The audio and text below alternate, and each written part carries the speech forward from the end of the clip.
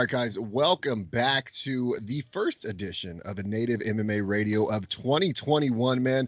We are excited. We are here to recap everything that has gone down in the UFC throughout 2020. It's been a wild ride from, three great events with fans up to everything in the world coming to a screeching halt and stopping due to the coronavirus pandemic.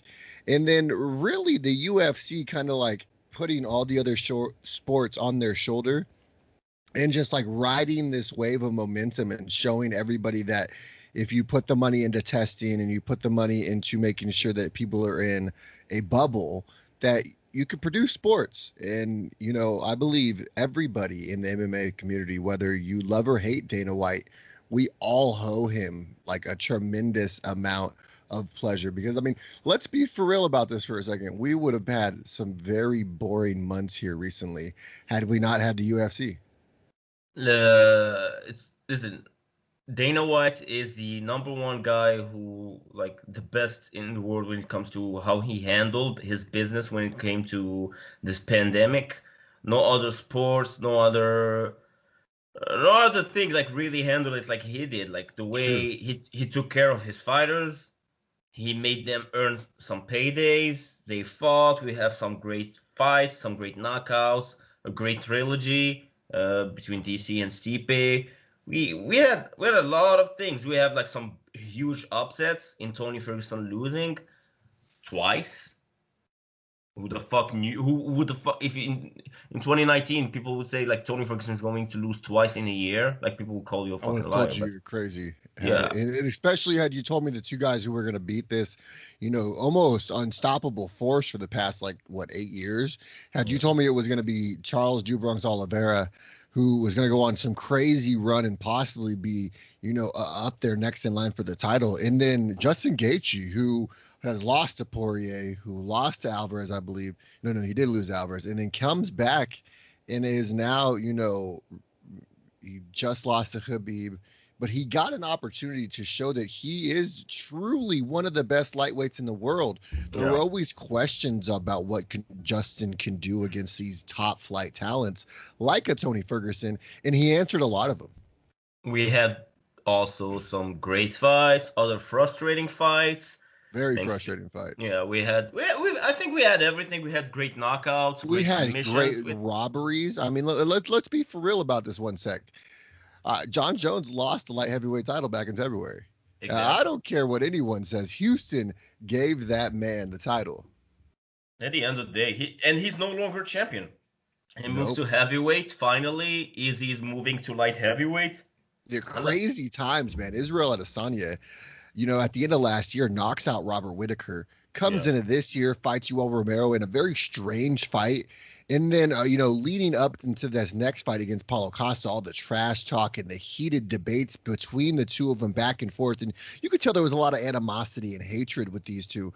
For Izzy to go in there, stay composed, clean his clock completely, knock out Izzy, hump him when he was done, you know what I mean? He literally went in there and put on one of his best performances since he's been in the octagon. I really think Paulo Costa was one of those guys who had crazy knockout power, and he showed what he could do against a guy like that. Well, we can argue about did Costa actually show up or not, because I personally thought I was frustrated by the performance of Costa. Like, he did nothing, if you remember. Like, actually, he did nothing. So, and if you do nothing, a guy like Izzy is going to fuck you up, to mess you. Like, he will, no joke. Like, Izzy is not going to dance around you. Like, he will kill you. So we had that. When we had also another guy who looked amazing, the current light heavyweight champion of the world, Jan Blachowicz. He comes in, he starts the year with a bang, knocking out Corey Anderson, who comes off just a huge high after beating Johnny Walker. Comes in, knocks him out, sends him out of the UFC all the way to Bellator. Goes in there, beats Dominic Reyes for the light heavyweight title, and is now on a collision course with the current middleweight champion, Israel Adesanya, for that light heavyweight title. Another guy who, just a tremendous amount of talent, and he's really been able to put it all together in 2020. Yeah, we had like a crazy fights. I feel like Glover Teixeira. People maybe will thought Yes. he will like it will be the end of his career. He's still He there. beat the shit out of Anthony Smith. He's in a Knocked his fight. teeth out. He's in a 5 fights winning streak right now. Who would have Hmm. thought that Glover Teixeira actually will still be here? Uh, what do Jack we have Hermanson also? starts the year with a huge high Yeah. to get every single bit of his hype and momentum stolen by Marvin Vittori on 9-day notice. Exactly. Marvin actually one of the guys who really used 2020 to become a star and make a Yes. name for himself. And the great thing about 2020 is it was built for guys like that almost, the guys who were Yeah. willing to take these fights on in whatever amount of notice and whoever it is, let's fight him. I don't care if he's got the number in front of him or not. I just want to fight. A huge guys we should be mentioning about who have really shown that type of grit in 2020. Kevin Holland had multiple opponent changes, was able to get through that. Your boy, Gilbert Burns, man, Yeah, has Gilbert literally Burns. catapulted himself. He was in the very first event with no fans in Brasilia, and then went on. He should be fighting. I believe they just Yeah, today, exactly. Nakamoto today said that they verbally agreed to Usman versus Burns in February as the main event. So really, it could be coming full circle for Mr. El Dorino, Gilbert Burns. Well, And if he anyone's gonna beat Usman, I really feel like it's gonna be him. Former training partner. They both know so much about each other. I don't see anyone beating that man Usman. Kamaru is really on next. He's in his prime right now, but Gilbert Burns can really like challenge him and make him. We make it a really tough fight for him. So who knows, maybe. But yeah, I'm actually happy that Gilbert's got the fight because I thought that maybe you know what, somehow, some way, maybe he would get robbed from the fight. Yeah. But he didn't. So that's good for him.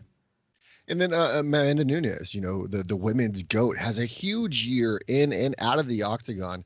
You could arguably say that Felicia Spencer fight was 10-8 rounds the entire event. And then you go out and her and Nina have a baby here a couple of months ago. Yeah. She's on top of the world right now.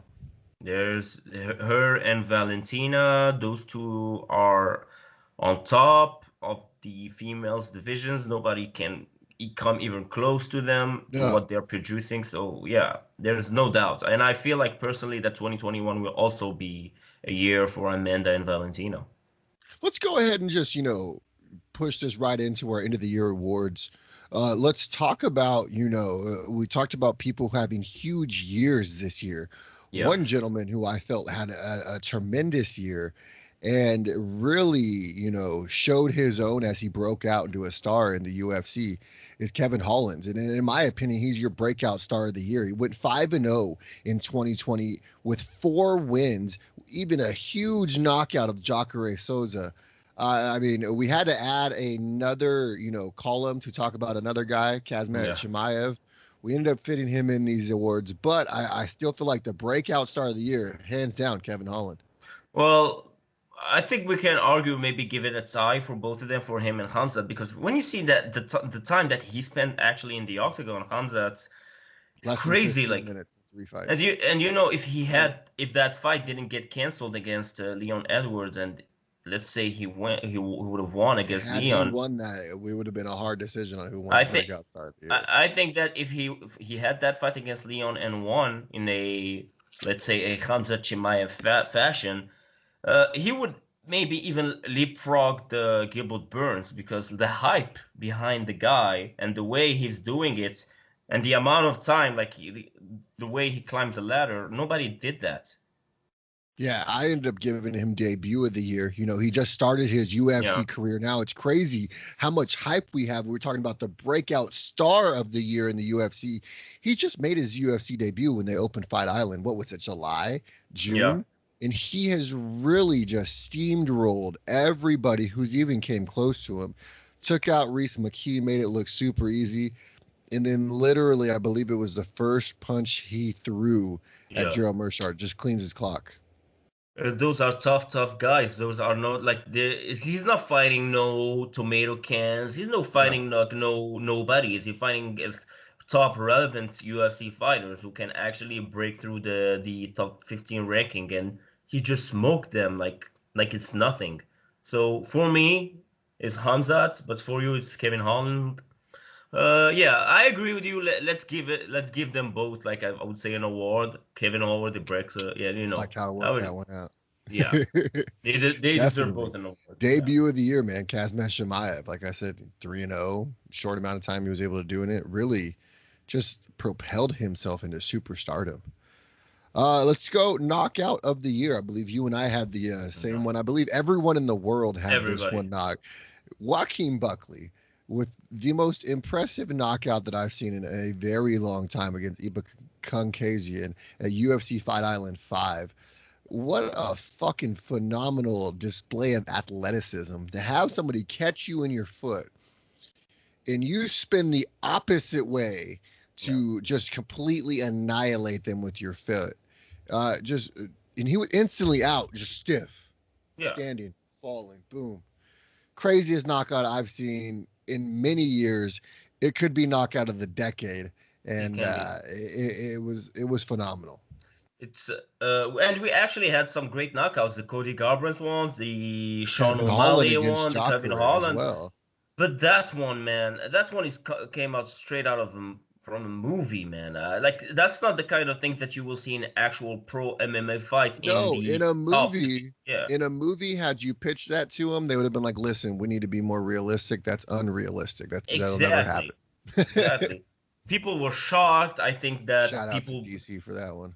people been posting and reposting these knockouts on social media, like, and still they are still doing it because that's crazy. Like I never seen something like that. That's the kind of thing that make you like a what the fuck moment. It's like the Showtime Yes. kick or some shit like that. Like it's something that even the Masvidal knee.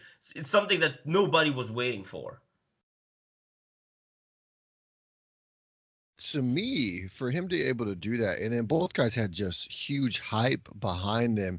And then, after not only just dismantling Impa, he comes back, I believe it was 5 weeks later, and just has a phenomenal, another knockout, not quite as Yeah. beautiful, but just as good against a guy in Jordan Wright who has done nothing but knock guys out his entire career.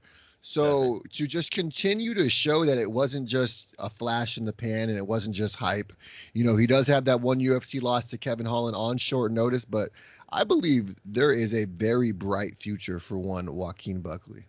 Well, his confidence, like, is now the level of confidence he's having is almost unlimited. So why not keep on fighting? Like, since you have all this confidence, and that's what he should do. Keep on fighting.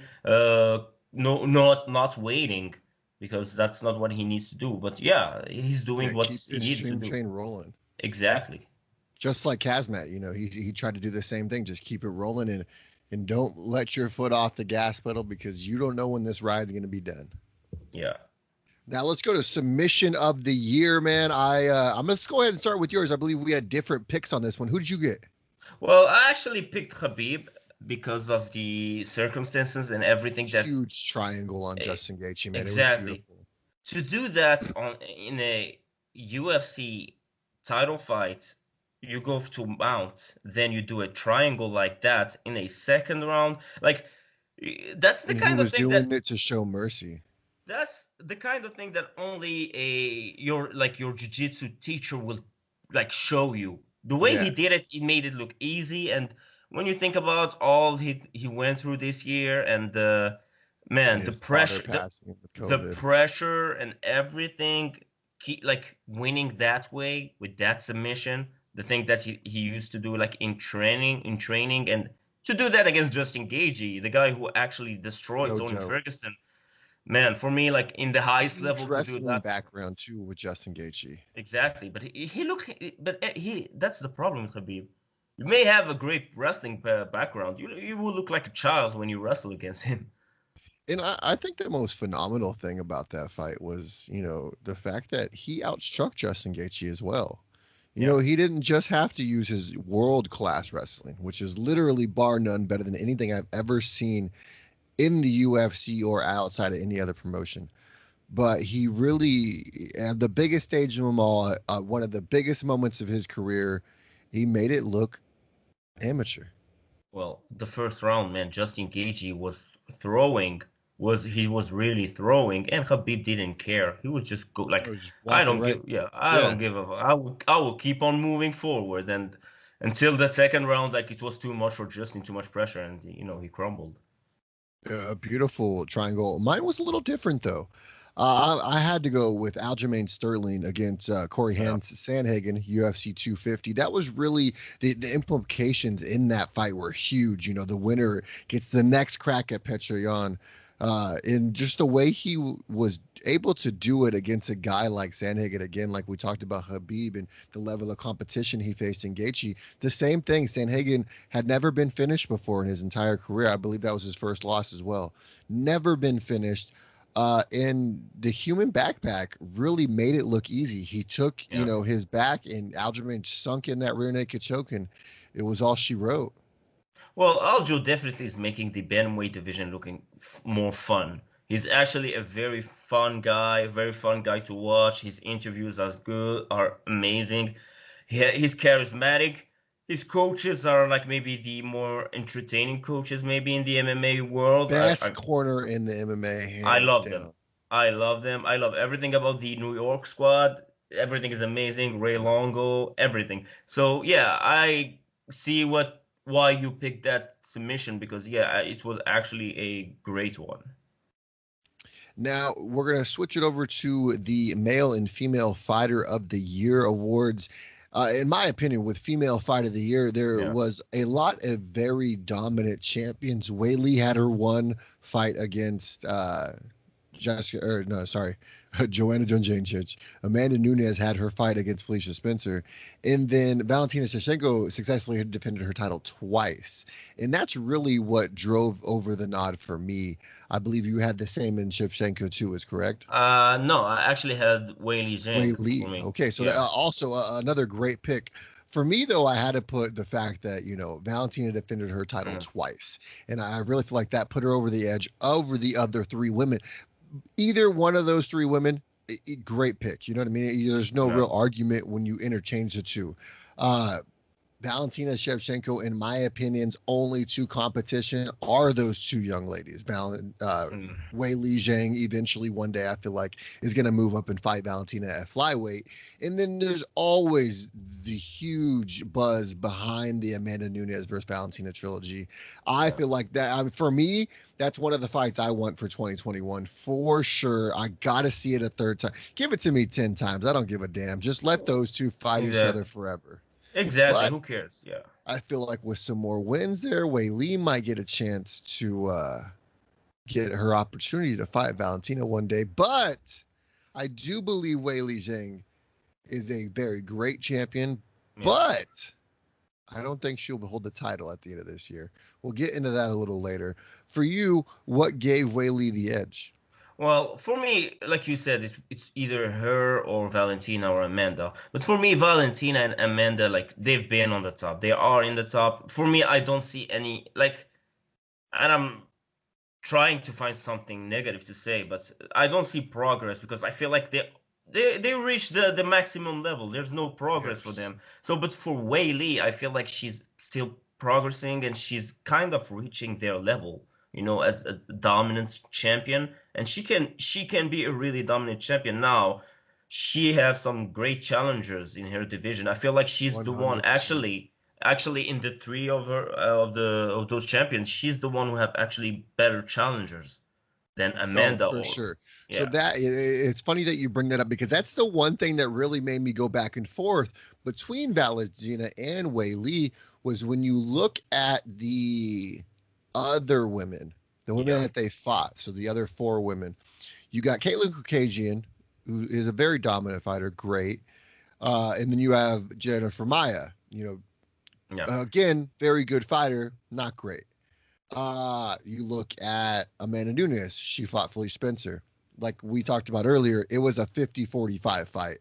Yeah. But when you look at Weili Zhang and you look at who she faced, former strawweight champion, probably the second best woman in that division. And those two went to war. It was a back and forth fight. And Weili really had to bring it on her in those championship rounds to secure that victory. Yeah, so I think that maybe we've seen more when it comes to Weili Zhang, Valentina, and Amanda, man. They are just killing, like they're just killing fighters like left and right. So for me, it was more of a Weili Zhang choice, but I have no issue if somebody like or like you choose Valentina or Amanda. For me, it's the same. Now, the one woman who, outside of the champions, I would have given an honorable mention to is Laura Murphy. I feel Yeah. like she's really gone above and beyond. She's every challenge she's had in front of her, she's taken care of, no problem. I mean, she's even went to combat jiu-jitsu and won some fights there. She has looked very impressive in 2020, and I feel like one day down the line, you'll see her as the number one contender against Valentina. Well, if there's a title to give her, like the dark horse, maybe title, I would give it to her because nobody would have thought that she would be looking that impressive in this year. And yeah, Yes. she was impressive.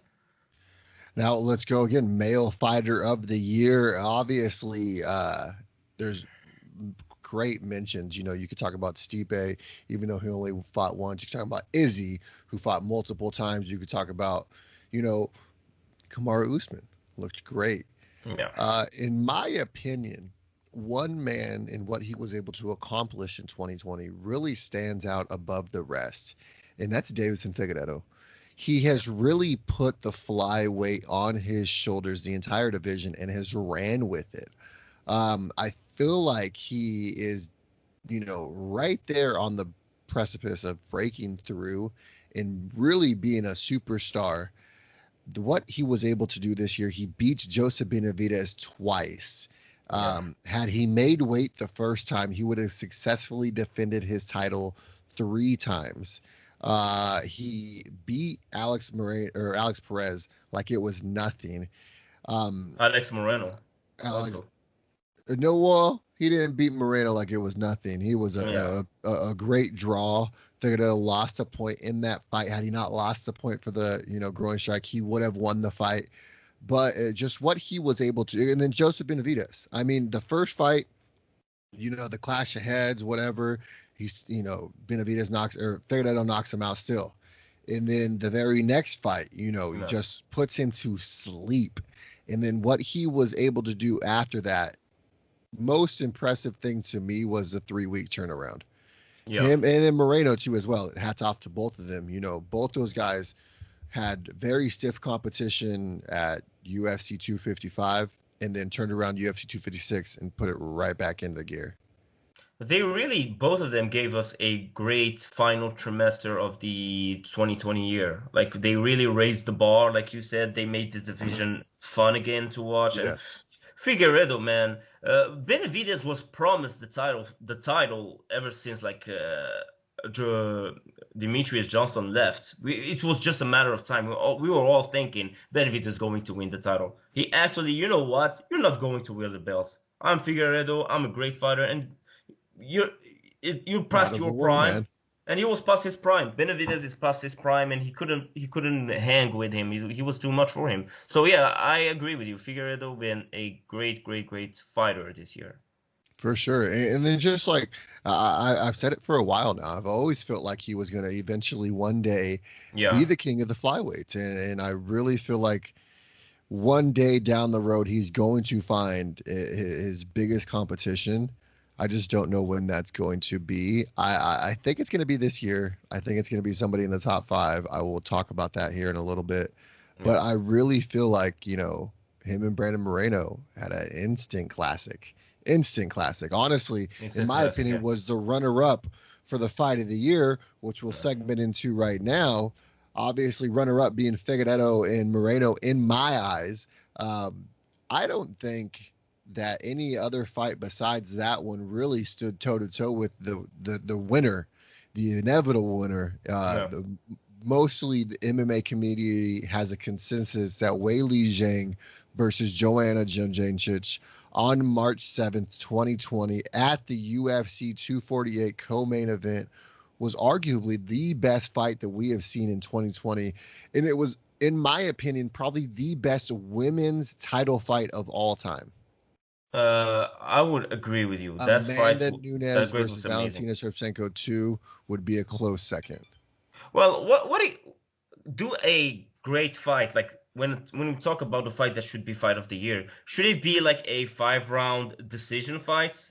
Because let's talk about like the Amanda Nunes against Chris Cyborg, even though it didn't happen this year. But those like how long did it last? Less than a minute? Uh, True. But it was firework, man. Like It was, that yeah, I absolutely agree. Okay, so another example, Pat Barry, Czech Congo. You know what I yeah. mean? It didn't last too long, but it was a fucking amazing fight. I have to feel like you have to put it into context. Was it a back and forth battle? Yeah. You know what I mean? And that's really important. And I think that's what Zhang and Joe Jacobs really brought out of each other. You know, going into that 5th round, I didn't know who had the victory. I was completely up in the air. Joanna could have had the win. Weilija could have had the win going into it. But Weili really dominated that 5th round, showing her championship, you know, machismo, if you will, and really solidifying herself as a dominant woman in MMA. Yeah, but I would just want to go back to the fighter of the year, the male one, because you said Figueredo, but my pick was actually Khabib. Oh, Khabib, sorry. I did not yeah, mean to. I thought we had figured out as well. no. For me, like, just let's imagine that it was actually Khabib's last fight, even though Uh-huh. I don't believe it, and I'm sure that you don't believe it. But let's imagine if it was his last I fight. don't know, man. I honestly thought we weren't even going to get the Gaethje fight. If Connor wins, does he start calling him out? Or does Connor have the belt? I think Connor has to have the title for it to intrigue Khabib. In my opinion, you're not seeing Khabib Nurmagomedov until October 2021. That's a possibility, but man, listen, And Khabib just lost his dad. yes, It was a very, very tough year for him. He was sick for months before dying. Then he had to fight against one of the best fighter in the lightweight division, and he made him look like. And I don't want to like to shit all over Justin Gaethje, but he really made him look weak. Like he's no scared. He wasn't scared. He wasn't afraid of him. He just walked through his punches and his kicks right. and took him down to the ground, and then did that amazing submission. So for me, Habib Nurmagomedov is not only maybe the fighter of the century, or the fighter of the decade, or even maybe the greatest fighter of all time. When you see his MMA record, for me, he's definitely the MMA fighter of the year. Yeah, it's a great example of just determination and just, you know, being able to set all your problems aside and just go in there for 25 minutes if it takes that long and to just handle business. Habib Nurmagomedov told his mother that he would never fight again. You have, you know, talked about before on the show about, you know, in the Muslim community, you don't go against what your parents tell you. Yeah. So if his mother said don't fight, I truly believe that we will not see Khabib unless it's literally huge life-changing money. Like we're talking like $50 million. And Or yeah. or you get a very dominant, solidified champion. Here's my opinion on how this whole thing works out. So I thought the smarter route would have been to give Justin Gaethje Mr. Michael Chandler. That apparently didn't happen. He's going to fight Dan Hooker. Great fight. So I believe the winner of Hooker versus Chandler will fight the winner of Conor McGregor versus Dustin Poirier for the unified lightweight title. That's a possibility. Now, if and only if Conor McGregor wins, do I see that UFC pulling the trigger on offering Khabib the bank to get him back in? Because Conor's the only person who can generate the type of pay-per-view buzz with Khabib to literally shatter records. Potentially the shatter great, records. potentially the greatest fights in MMA history when it comes 100%. to numbers, and that's all it matter actually. Chandler doesn't do that just No. because most of his career we haven't been able to see him against the top talent of the UFC. Unfortunately, he's been over in Bellator, and I think that kind of hurts his stock when it comes to the casual fan. Yeah. Let me tell you, my brother doesn't watch a lick of MMA. He has literally been calling me like, "Hey, this Conor fight's coming up, right?" They don't care about people Yeah. in MMA world. They care about Conor. Connor can make numbers fighting against a kangaroo. Like he doesn't care. He doesn't need Are they anybody. scheduling that fight? Because I'll pay for it now. No, we all pay for it. You know, he doesn't need anyone. Khabib, on the other hand, he can sell fights, but he's Yes, not not selling. Conor fight. Yeah, exactly. But Connor, who's actually always trying to break records and stuff like that, only with Khabib he can reach that next level, that fight, that magnitude, that almost Ali against Fraser type of fights. You know, only against Khabib he can have that. So it's in the it will happen. I think Dana White said that he will make everything in his power to make it happen. So And in that's my the opinion, thing. it I will think happen. it's going to take a boatload of money, and I think it's going to take the right There's the money. opponent establishing himself.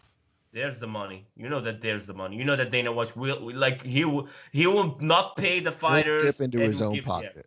Exactly. He will do everything. Like he will go to Abu Dhabi. He will ask some prince or whatever to give And him the you money. know they got money out in Abu Dhabi. They built them They motherfuckers an do. island, all right?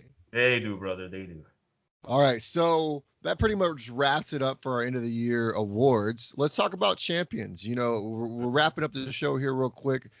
Just like we wrapped up 2020, we have a slew of great champions. The heavyweight title is held by Stipe Miocic. The light heavyweight title is held by Jan Blachowicz. The middleweight title, Israel Adesanya. The welterweight champion, Kamaru Usman. The lightweight champion is still technically Khabib Nurmagomedov until they Forever. figure that shit out. The men's featherweight champion, Alexander Volkanovski. The men's bantamweight champion, Petr Yan. The men's flyweight champion, Davison Figueiredo. The women's flyweight and women's bantamweight champion, our only current double champ, Yeah. Amanda Nunes. The women's flyweight queen, Valentina Shevchenko, and the women's strawweight division champion, Zhang Weili. Now, those are the champions at the end, at the end of Of 2020. 2020. Yeah. Should we start with the females fighters Now, who is going to be the champion at the end of 2021? of 2021? Let's go ahead and start with those females. For you, does anything change in the women's featherweight or bantamweight division? I don't see any changes going on. I think that Weili, Valentina, and Amanda will still be champion. I don't see anyone beating them. Okay. Now, here's where I'm going to throw you a curveball real quick. Yeah. Amanda Nunes will still be the featherweight champion. Amanda Okay. Nunes will still be the bantamweight champion. I want to mention this. We really need to appreciate these next couple fights of Amanda Nunes because now the fact that she's had a baby, I don't see much for her to prove inside of a cage anymore. I think we're getting towards the twilight of Amanda Nunes' career, and I think we all need to really, really need to appreciate what we're watching. I agree. Valentina Shevchenko will be the flyweight queen, no matter what year it is. Now, the strawweight division is the one that really catches my eye. And there's a young lady, I'm going to mess up her last name, but fuck it. Jan Zayana, whatever the hell her last name is. Okay. Yeah. I've been talking about Jan pretty much ever since she dismantled Karolina Kowalkiewicz. Yeah. Then she went out and made Claudia Gadelha look simple. She's strong. I think that if anyone is going to beat Weili in that division, it's going to be somebody who's built like her and can fight like her. That's Jan. Kind of maybe even stronger than her, like when it comes to finishes, I feel like. Yes, Weili, I feel like Weili is more technical. Faster than Weili for sure. Jan is the fastest female in the strawweight division. I believe that somewhere down the line in 2021 they will clash, and I don't see Weili getting out of it. That's if she even gets past Rose in the first place. If they want to make like a super card in China, that's your main event. That's your main event. That's right? your main event. That's your main event, brother. For sure, 100%. Let's go with the men.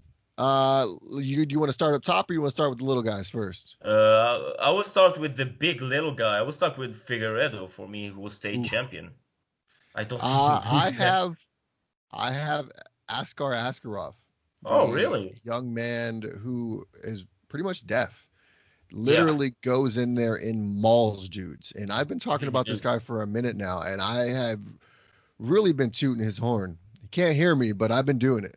I really feel like this dude is really going to come out one day, and I think it's going to be this year, and I think he's going to dethrone Thickets and Federer, and it's going to be a hell of a fight. Man, Figueredo is a very scary guy. He's When a I look at beast. him, he's a beast, man. Like the way he looks, the way he walks, his corner. I feel like his corner is full of crazy guys. That will lead guys. Yes, Those Brazilian are. He has like the crazy Brazilian guys, and he's crazy. He has kind of that Tony Ferguson mentality. Like the way he's walking, like with his suits or whatever. I don't like. He's I scary, dig and the I feel. suits. I dig the suits for I sure. think it too. I think everything about him, the haircuts, everything, and I feel like Listen, he will still be God of champion. War is one of my favorite games as well. Yeah, And so the fact that he gives homage to that, I love. I just feel like Askar Askarov is going to be the one holding that flyweight title at the end of the year. that's a possibility. Yeah. Men's bantamweight champion currently, Petr Yan. Who do you have at the end of 2021 holding that Uh, bantamweight title? I I have the guy that everybody hates. I have Cody Garbrandt. Cody Garbrandt, Mr. Glassjaw himself.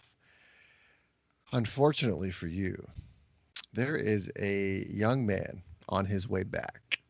Yeah. And I feel like as soon as his suspension is over in Mm. January, TJ Dillashaw is going to go back and take what is his, and that is that UFC bantamweight title.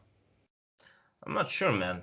Because Cody, man, He's supposed to he. be getting Aldo in March. I feel like Cody can do a lot of things. I feel like Cody, even with his like so-called glass jaw or whatever. It's not so cold. That man got knocked out 3 times in a Yeah, row. I know, but people forget what he did to Dominic Cruz. Like when he's 100% not doing dumb shit, he's legit. He's very He's dangerous got crazy knockout power in his and hands, for even sure. add movement skills. He can take people to the ground. People forget. Listen, go look at his performance against Dominic Cruz. Dominic Go look at Cruz. it. Go look at the first round of against TJ in the first fight. It's just his dumb. Yeah, And now he's very emotional. if he doesn't fight dumb and he actually fight using his brain, I don't see people really. I don't see like plenty of people being able to beat him. I didn't think Pedro Munoz was going to beat him. I believe was it 2 years ago. That was a fucking huge And surprise. he literally sat there, and I was like, "Don't trade with him. Don't trade with him." Knocked out. Boom! I fucking knew it. I That was knew a it. I knew it was going to happen like that. yeah, whatever. Let's go over to the men's featherweight division. Currently, the title is held around the Australian Alexander Volkanovski. Does City Kickboxing's current featherweight king hold the title throughout 2021, or does somebody else hold the title? Walid, I'll let you go first. I would go with T City, man. I think that it's finally Woo! it should be his time. TC! It should be his time, man. Listen, Brian Ortega, man. When it comes to jiu-jitsu, even boxing, yeah, he lost to Max Holloway in that kind of uh, not humiliating, but like a humbling fashion. But he rose again. Like he's fighting again, and he's winning. He's very skillful, very young. He's still, you know, he didn't reach his prime. I don't think he's even close to his prime. So I think that 2021 could be his year. Yeah, super young. I have the same thing. Brian T. City Ortega, what he was able to do against the Korean Zombie, people just Yeah. don't do the Korean Zombie. They catch the How about Korean Zombie, and that's usually how they beat him. Brian Ortega literally went in there and outstruck him for 5 rounds. And had anyone told me that that's how that fight was going to go leading up to it, I'd have been like, you're fucking crazy. If T. City's going to win, it's going to be through the ground. But he literally went out there without his jiu-jitsu instructor and fucking put on a striking clinic. Yeah, Brian Ortega, man, he's very. He also skillful. did a thigh punch, which was one of my favorite things I've seen all year. Just want to point that out. Yeah. Lightweight division. Currently, the champion is Khabib Nurmagomedov. At the end of 2021, I think that Conor McGregor is going to be the man holding the title, and that's even if Khabib does come back in October, I feel like Conor gets the rematch. If you really look back at Khabib's fights, Conor's been the only person that's looked normal against him as of recent. No. I think that if we get Khabib back, I think it's going to be a different fight. I think you're going to have a more focused Conor, a more prepared Conor. He was drunk 95% of the time. And I almost feel like he wanted to be drunk so he had an excuse built into it already. You know what I mean? But I feel like he's now hopefully focused and rejuvenated. And I feel like that Khabib rematch is on the horizon one day in hopefully 2021. And we will see Conor McGregor finally get the redemption that he was supposed to. Well, this is one of the few things where we actually agree kind of all the time when it comes to Conor. I picked also Conor. I feel like even if he fights against Khabib, Conor can win. Do Conor have more chances to win than Khabib? Hell no, Khabib have more chances. But I feel like in this division, Conor's got one chance. People say that it's a left hand, but he never like really had just like a one punch knockout. It's more like other stuff, it's more about combination stuff like that. But anyhow, Conor McGregor, man, he is the guy who actually have more chances to defeat Khabib. The other guys doesn't even have a chance. If there's one guy to do something like that, the guy who smoked Jose Aldo, it has to be Conor McGregor. So I agree with you. I will go with Conor. I feel like 2021 will be his year, and hopefully, no matter what the result is, we have the rematch between him and Khabib. Now we go on to the welterweight division. The current king is Kamaru Usman. And as you know, nothing's going to change in my opinion. Kamaru Usman is going to hold that title through 2021. His biggest challenger, though, will be his former teammate, Gilbert Burns. Fuck that. Gilbert's going to lose to Kamaru. And listen, Colby Covington. People are forgetting. People are thinking that, you know what? Still, since we kicked Trump out of the White House, maybe we can kick Colby out of the UFC. I love how you said we, like you're in America. No, I'm talking about them, like your guys. You say we. People. Yeah, the you people, exactly. Colby Covington, man. People forget. I hope we see him against Jorge Masvidal, but Colby Covington, man, he is a beast. 2021 also. I hope to see Colby against Kamaru in a rematch. I hope to see that. I feel like we will have a different version of Colby, and yeah, that first fight was great. I feel like a rematch would be amazing also, and if it's not Colby, nobody's going to beat Kamaru. That's what I feel. 100%. Now here, these next three, I feel like shit gets really interesting, man. Yeah. Middleweight champion currently Israel Adesanya. In my opinion, he will still be the middleweight champion come December 31st, 2021. Well, this is where I think you and me, we don't see the future the same way. In my opinion, Marvin Vettori, the Italian dream, is actually going to win the belt and will be calling out Izzy because he's actually the only one who looked human. For me, he won that fight. But let's say he looked human. He did take him to the decision. It was a close fight, even though maybe majority of the people would say that Adesanya won. I would say Marvin Vettori won that fight. But I feel like that we have a kind of great story if Marvin Vettori wins the belt, when Izzy moving up and winning the light heavyweight belt, like I'm predicting. And we have like a match between them, champion versus champion. That would be an amazing matchup. Let's jump to light heavyweight real quick. Yeah. Currently, champion is Jan Blachowicz. Like you just pointed out, man, I think the same thing. I think Israel Adesanya will be your light heavyweight champion. And we will have two sets of double champions, simultaneous double champions on the roster at the end of 2021. Israel Adesanya will still be the undisputed king of the middleweights, and he will be now running the light heavyweight division and have one successful title defense in each division. Oh, really? I feel like if he's not only is he going to win the light heavyweight title, he will have a successful defense at 185 pounds, which is his natural weight class. So this is how I'm feeling that it's going to happen. Okay, Izzy is moving to light heavyweight division because he's chasing John Jones, right?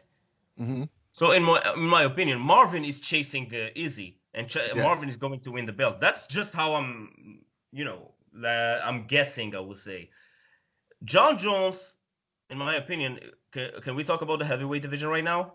Yeah, let's jump into it. Stipe Yeah. Miocic is currently the heavyweight champion. Who do you believe is going to be the heavyweight champion at the end of 2021? In my opinion, John Jones will win the belt against Stipe. I don't I know when agree they will fight, 100%. but he will not be the last heavyweight champion of 2021. I feel like Francis Ngannou, a frustrated Francis Ngannou, who've been waiting for a title fight ever since I don't even 2028 to 2000, I don't even I don't even remember when was the last time he fought for the belt, but I believe Francis it was 2018, 2016. 2019 and 20 it was January 2019. Okay, If I that's if my memory serves me correct, and it was in Boston, and the co-main event was Volkan Oezdemir and Daniel Cormier. I think so. If I'm Got not some wrong. M&A knowledge up here, bro. Man, listen, Francis, in my opinion, will be so frustrated that when he will fight against John Jones, it will be like a first round knockout where people will be all surprised. I feel like John Jones is he's showing us signs that he's no longer in his prime and he's hittable. And if you get hit by Francis Ngannou, it's over. And I feel like Yeah. that's when Easy will stop chasing John Jones because John Jones he would just leave. He would just leave, and then we will have maybe the fight between him and Marvin. That's how I'm looking at the future. For if we're looking beyond 2021, I believe Israel Adesanya will be the first fighter in UFC history to hold the title over 3 weight classes. I believe one day he will be our UFC heavyweight champion. Well, striking wise, I feel like yeah, he can outstrike heavyweights and light heavyweights and middleweights. 100%. That pretty much wraps it up for champion predictions, man. Anything else for 2021? Well, I hope to see great fights. I hope to see maybe some shows with Give me crowds. 3 fights that aren't quite yet done and that you would like to see. Conor Habib, definitely. Hmm. Francis and John Jones. Okay, one more. And Marvin and Izzy, I would say. That's a great fight. I feel like you left out your boy Colby though. Colby Mm, versus Masvidal is a fight I want to fucking see. I want to see that that, very, very bad. I want to see Valentina versus Amanda Nunes. I feel yeah, like that needs definitely. to happen. And I really feel like one day down the line, Kevin Holland is gonna get a crack at Izzy. That would be another amazing fight. It's even I would love to see Marvin against Holland, and the winner like actually maybe fighting against Izzy. But I'm afraid that Izzy, once he moves to light heavyweight, he doesn't look back and go back to middleweight. The weight cut and stuff like that. That's too much.